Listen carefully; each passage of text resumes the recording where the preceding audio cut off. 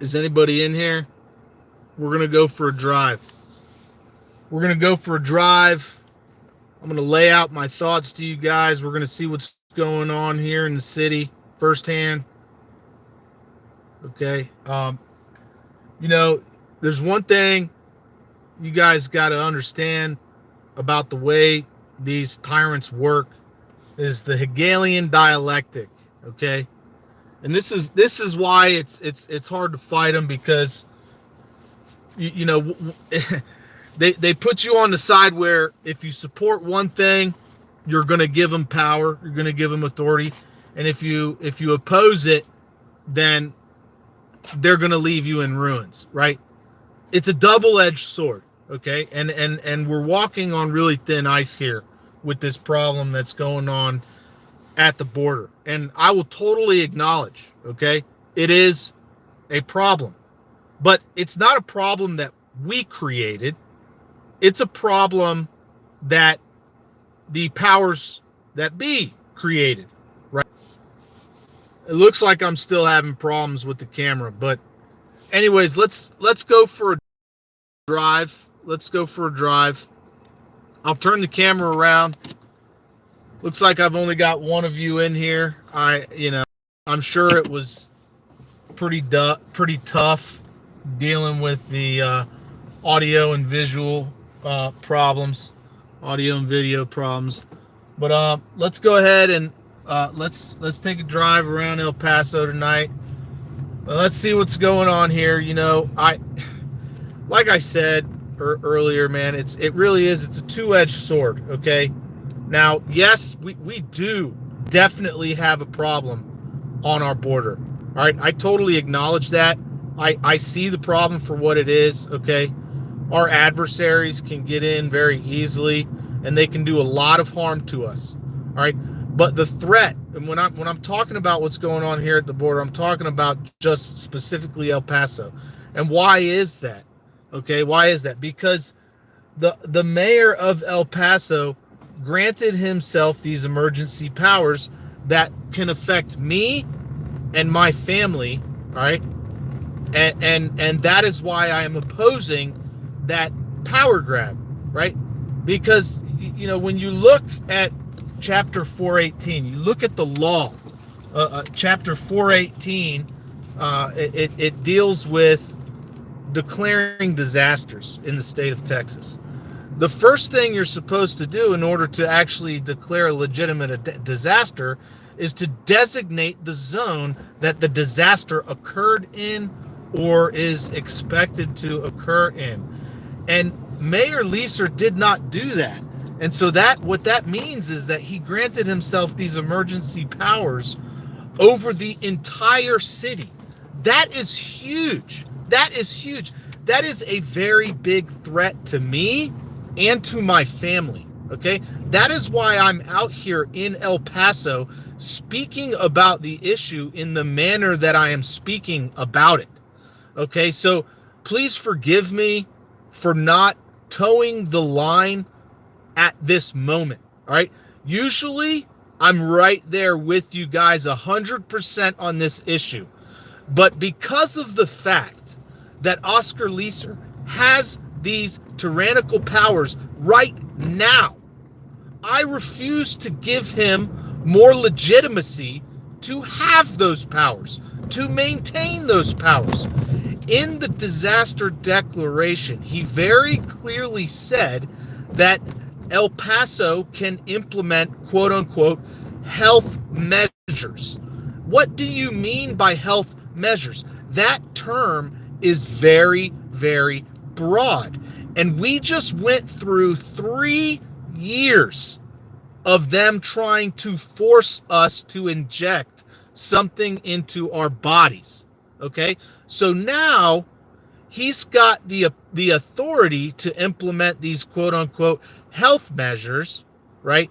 And if we don't comply, what would he do? Now, obviously, I'm not saying that this is going to happen, that he's going to do that, but the potential exists.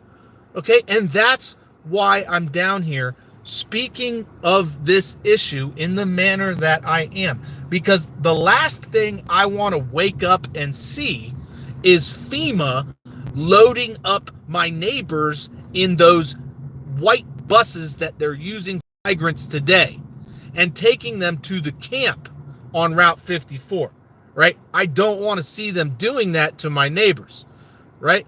This guy giving me a salute. All right. Okay, guy.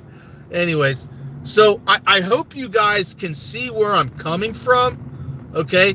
Because, you know, at the same time, I totally acknowledge the crisis that is going on at our border. Okay, yes, it is a crisis, and yes, there are Chinese men and Venezuelan men of military age, right, military fighting age, crossing the border, right? I acknowledge that. Okay, yes, that is a huge problem. That is a huge security vulnerability, right? If they, if they want to do us harm, they've got enough people here already to do us harm. Okay, but you know, the bigger concern to me, and really, you know, this is up to each individual to determine what is the bigger concern to you, right? Is the bigger concern to you FEMA implementing health measures and quarantining you in your city, or is it, you know, a bunch of people from China and Venezuela coming here to fight you? You know, yes, they're both serious situations, right? But you know, it's like which one do you want, right? Choose, pick. Do you want chaos and you on the streets or doing whatever, or do you want to worry about FEMA and DHS, you know, knocking your door down at night because you didn't take the jab and then taking you off to a quarantine center, you know? So I mean, you know, that's why I go down here. That's why I talk about the issue the way that I do, because I'm more concerned about FEMA, to be honest with you. You know, the way the United States is going right now, we're going to become a third world country, regardless of the invasion. Our dollar is doomed. It's slotted for destruction, right? You know, the way I see it, very soon, people are going to be out of their homes anyways. They're going to be out on the streets. They're going to be camping on there's going to be a lot more people camping on the sidewalks, just like these migrants, okay? And there's going to be an increase in crime because of that. It's just inevitable, okay? It's going to happen. So the way I see it is that this is going to happen one way or another, right? People are going to resort to criminal activity, you know, no matter what we do, no matter what side of the coin lands on the table, so to speak. That's you know, if I don't, you know, if I'm not toeing the line like you want, you know, I apologize, but it's real right now in El Paso. All right, the mayor has the authority, you know, on paper at least, to do that, to start rounding people up, to set up quarantines, to set up curfews, and to be honest, I really hope that he uses it uses those powers righteously. Okay, but I can't count on that. I cannot count on him doing that. Why? Because time and time again we see what people do when they have those powers, when they grant those powers to themselves, right? It's usually not used in a righteous manner. Usually those powers are used to eradicate your political opponents, okay? And so, you know, like I said, guys, it's a double-edged sword, and really it's, you know, it's hard for me to come out here and do these reports in the manner that I am, okay? Because if you've been subscribed to my channel for any amount of time, you know that I am very serious when it comes to border security, okay? For crying out loud, I'm a security professional. I've been in the security industry for a very, very long time, okay? Yes, it is a big problem what's going on at our borders, right? These people are coming in, they're getting on welfare, they're draining our taxpayer dollars, which should be going to our homeless veterans and to people that legitimately need the assistance. Okay, but instead it's going to people who are just gaming the system. All right, I acknowledge that. I recognize that. It's destroying our system. It's a spit into the face of people who want to come here legitimately. All right, and it's not right what's going on. It's definitely not right. And the main thing though is you got to ask yourself, why is it happening? It's happening because the people who are in positions of power are facilitating it. Okay, DHS is facilitating this problem. They are the reason this problem exists. Why? Because they do not do their job. They are not doing their job. They are not securing the border. They are assisting these people to cross into our country illegally. Okay, they create the problem and then they provide the solution. This is the same thing. This is the same way they've been acting for 100 years. All right, problem, reaction, solution. They create the problem, they expect a certain reaction, and then they give us the solution. And right now in El Paso, that solution is locking down the city, quarantines, curfews, and implementing health measures. Why on God's green earth do they need to have the authority to quote unquote implement health measures? I understand, okay? These camps need stuff like porta potties, hand washing stations, and trash cans. That is legitimate, right? You're dealing with, people crossing the border illegally, lots of them crossing the border illegally. So you've got to have some kind of sanitation in the area where those people are being kept. I understand it. It's subpar sanitation. And so you've got to reduce the laws. You've got to, lower the standards, so to speak, just a little bit so that, you can still deal with the problem, adequately. But the problem is that he did not specify the zone where the disaster occurs. Okay, and so the whole premise of what I'm saying is that instead of having the powers that he granted himself in very specific areas where those camps exist, he has those powers over the whole city. And that is the thing that concerns me. And that is why I'm out here speaking about this in the manner that I am. Okay, he ought not to have those types of powers over the entire city. He's required by law to specify the zone, and he didn't do that. If you read, I'll post it somewhere on my channel. I'll post it in the community tab or something. In the disaster declaration, he did not specify the zone. Okay, that is actually against the law. Part of chapter 418. It's a requirement for him to specify the zone, and he didn't do that. Okay, so please bear with me in this situation, guys. Normally I'm I'm right there with you guys 100%, and you know my heart on this issue. Okay, you guys know my true position on this border crisis. Okay, which is what it is. But right now, like I said, here in El Paso, we have got to fight Oscar Leeser's power over the entire city, right? Yes, I do think he ought to have the powers down there in the central zones where the migrants are being held. Yes, that kind of power right there in the middle of the city where the camps are and all that stuff, that's okay. I wouldn't be talking about it in the manner that I am if he specified the zone in that way, but he didn't do it. He didn't. Okay, so literally one night we could wake up and the entire city could be on lockdown, and that is why I'm talking about it in the manner that I am. Okay, so we're driving around here, driving around the city, and I'm just not really seeing any disaster, guys. I'm just I'm not seeing it. People are crossing the border every night, and yes, they're bringing drugs with them. They're trafficking humans and stuff like that, and it's terrible. It really is terrible. But but please, ask yourself, does that legitimize granting quarantine powers? We're talking about quarantine powers to the mayor over the entire city, right? Should the mayor be able to quarantine the entire city because of that? Should the mayor be able to implement unspecified health measures, quote unquote health measures?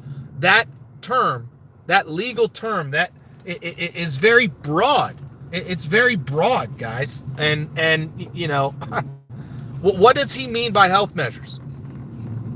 And are the health measures, one day the health measures are just porta potties and sanitation, sinks, but tomorrow is the health measure mandated jabs, forced genetic editing, because that could be an emergency health measure, and I for one will not comply with that. I do not support anyone ever having that kind of authority, right? These health measures that are talked about in the disaster declaration are not outlined. They are not outlined. It's open. It's a totally open thing. And same with the zone. Same with the zone. The disaster was declared in the entire city, and the quarantine could be forced over the entire city. So no, that's why, that's why I'm talking about it this way. And anyways, guys, doesn't look like there's very many people here in the live stream. Not many people really, I guess, interested in this. I'm gonna keep driving around for a few more minutes. We'll see if we can find anything, and we'll call it a night. I gotta go home. I gotta get to work in the morning, anyways. But guys, if you support the channel, you support what I do, don't forget to hit that thumbs up. Leave a comment after the video is posted. Subscribe if you haven't already done so. You want to support my channel, there's a link in the description box where you can do that. I would definitely appreciate it. I'm saving up for a drone for you guys. And, the time is near. Sponsored tonight's video. He bought me 3 coffees. And so I definitely appreciate that. I'm trying to give him his money's worth here. We're driving around the city. We're looking to see, if anything's going on. We're looking to see if there's any, gang activity, potential gang activity, or, anything like that. Down there at the camp, there's police and all that, but mostly just people sleeping right now, just waiting for their bus ride to Chicago or New York or DC or LA or wherever. But yes, most of them appear to be Venezuelans, and you can never tell anybody's true intentions. So obviously, yes, that's a huge concern. So definitely make sure you are always armed if you're able to do that. Make sure you are proficient with your firearm. Make sure that you are trained with it. It's always in good order. It's clean.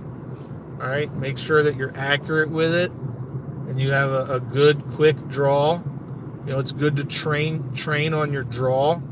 If you need to deploy your firearm, you don't want it to get snagged or caught on your pocket or anything like that. God forbid you need to deploy your firearm in self-defense, and you didn't expect the hammer to get, or the front sight post to get snagged on your pocket, and things like that. So, whether you carry in a holster or in your pocket or in your purse or whatever, whether it's a firearm or a pepper spray or whatever, just make sure that you're able to deploy that defensive tool quickly and efficiently. Because yes, we can't tell what these people are coming here for. We don't know exactly why. Obviously some of them probably just want to work. They just want to have better opportunities, and that's understandable, but they should have come here the right way, right? They should have come here the right way. There are ways to do it, and the way they chose is an illegal manner. And so right off the bat, they're making themselves out to be criminals because of that. But right as it stands right now, the federal government is overlooking that, and they're not charging them with anything. They're not kicking them back. They're not kicking them out, sending them back. They're letting them go loose, giving them a court date 4 years down the road. So, if they're already criminals, then it's definitely something to be cautious of, because these people are going to be in your towns, they're going to be in your cities, and we don't know what their intentions are. Just so I'll always be ready to protect yourself if you have to, but at the same time, be courteous, be neighborly. You never know. So looks like it's starting to rain. So we'll go ahead and we'll end the live stream here in a little bit. I'll drive around down into the center of the city one more time. Looks like I just got 4 of you around here. So Arnold Smith, let's say, one world government, one world currency, one world religion. Yeah, Arnold, I don't think they'll ever fully be able to implement any of that. They'll be able to have their way over a majority of the world, but I'm kind of a little optimistic about the United States. I do believe there's still quite a few patriots here in the country that are not going to stand with the one world government, a one world currency, or a one world religion. See, we're well armed, we're well equipped, we're well trained, and I do think that if the time comes, I can't say one way.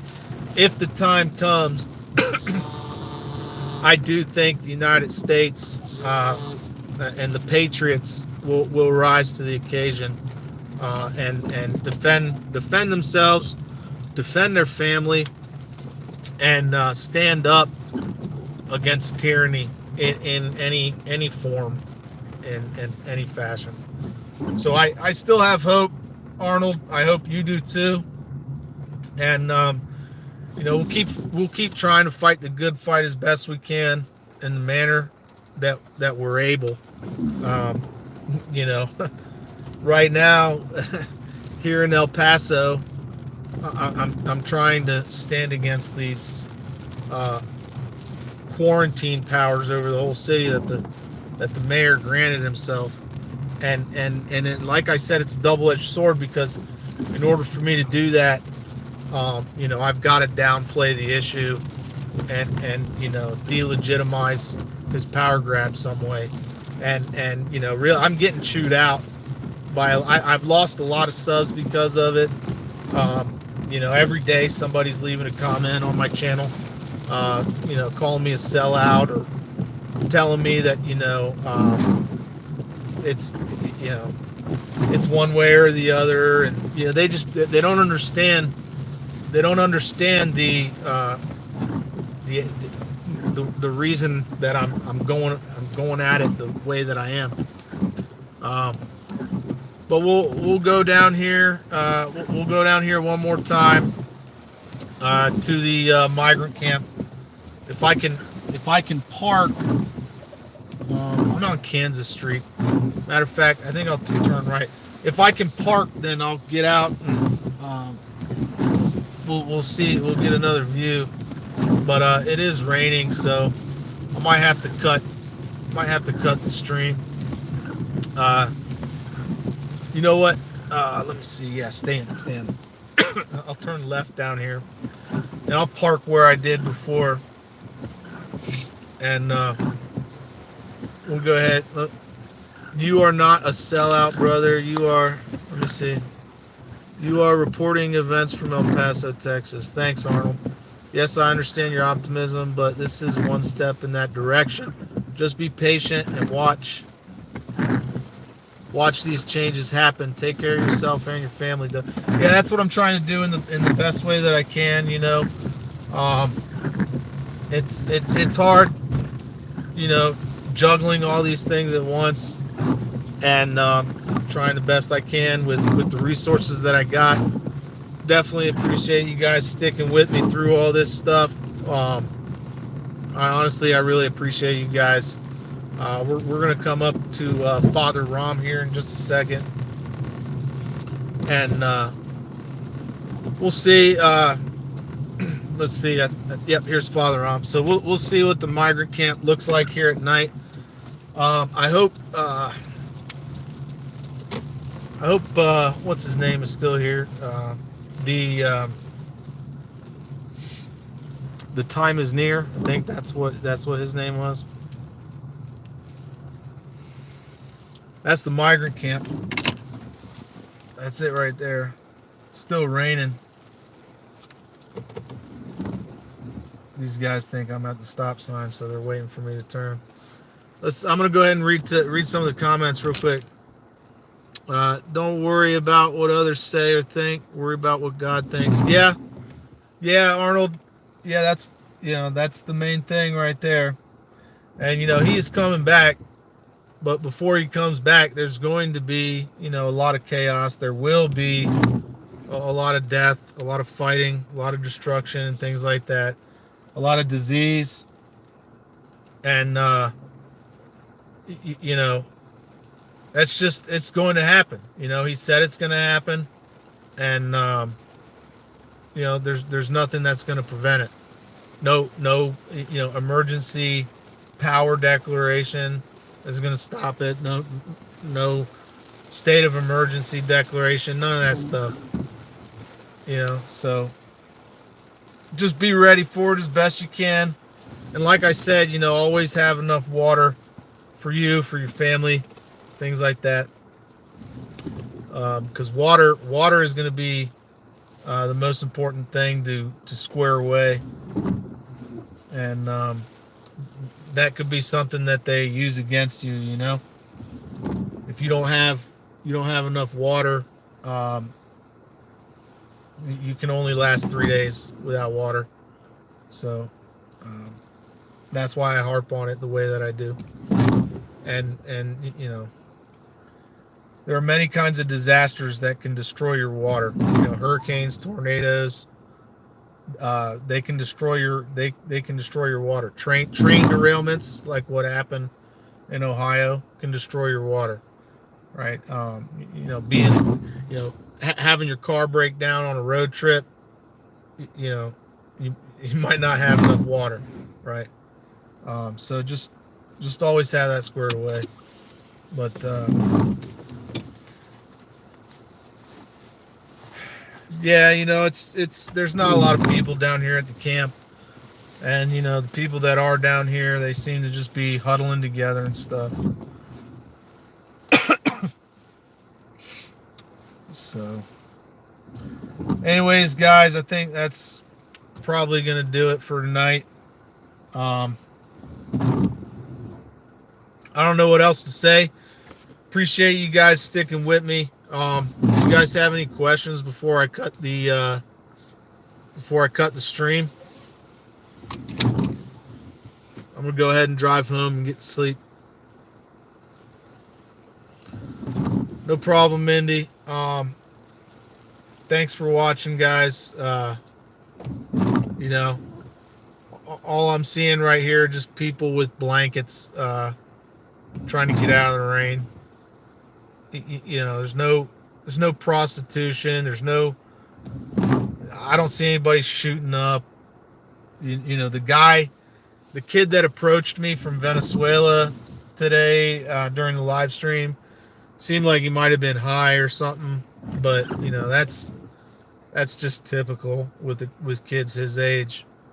And New Mexico is a spit's distance away, and they sell that stuff legally over there. So You know, it's not it's not something uncommon to see a teenager with bloodshot eyes these days, unfortunately.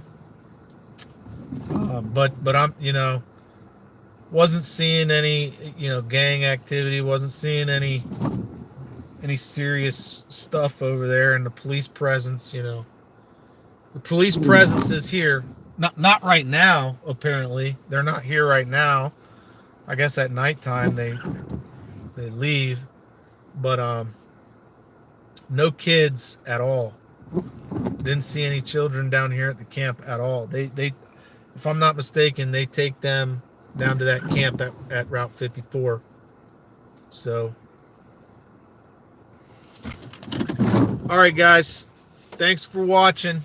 Thanks for listening. Don't forget to hit that thumbs up on your way out. You want to support my channel, there's a link in the description box where you can do that. As always, don't forget, help out your neighbors. Bye.